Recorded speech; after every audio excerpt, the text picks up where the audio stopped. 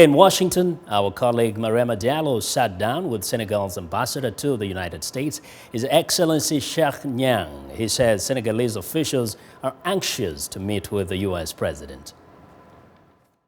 We are waiting for him with a great pleasure, with anticipation, and we think that this visit is going to bolster the already very excellent partnership between the U.S. and Senegal. We hope that many issues which have been already raised before will be looked at, and we think that we'll make progress regarding those issues. When you talk about issues, can we talk about a little bit what kinds of issues that are going to be discussed during his visit? We'll talk about, let's say, bilateral issues, cooperation, how we can do to better, let's say, improve the partnership. I'm thinking of the MCC, the compact. We are already doing very good things, but we need maybe to correct the practice of it, the execution of it. And also we are thinking of the sub-regional environment about Mali. I think we are also expecting to see the US to be more engaged in supporting the Senegalese troops and also all those troops intervening in Mali. This is a huge deal. It's an absolutely big deal, and I was wondering how big is it to the Senegalese government that the U.S. President Barack Obama is going to visit Senegal? Yeah, it's a great honor. We have a very special relationship with the U.S. since our independence. President Senghor and President Kennedy used to have very good relationship, and I remember when Senghor came to the U.S. for the first time, and he was greeted by President Kennedy, and both of them mentioned the common values the two countries share. We share a lot, not only moral values, but also democratic values. And what people tend to forget is that Senegalese people used to vote even before our independence. Our first member of parliament, our first sent to the French parliament, was sent in 1848. This shows how strong democracy is in Senegal. And so this shows also why Senegal has never witnessed a military coup.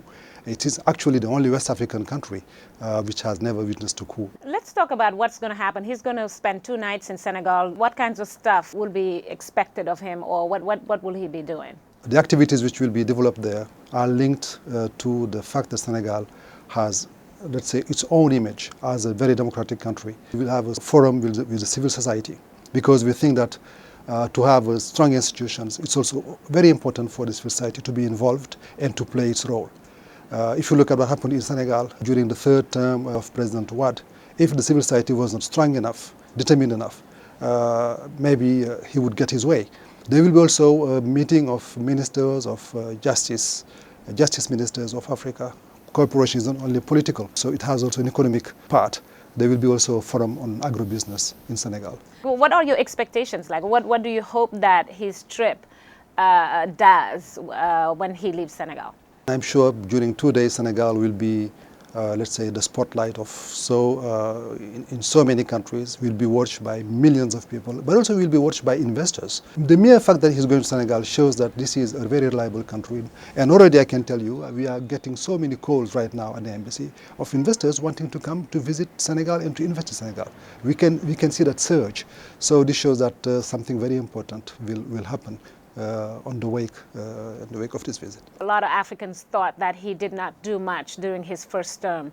Was wondering, do you think this trip, of course, in Senegal, South Africa, and Tanzania, do you think this will change that concept a little bit? I think people have been very harsh and very severe in judging him not being able to visit Africa, even if he went to Ghana in 2009.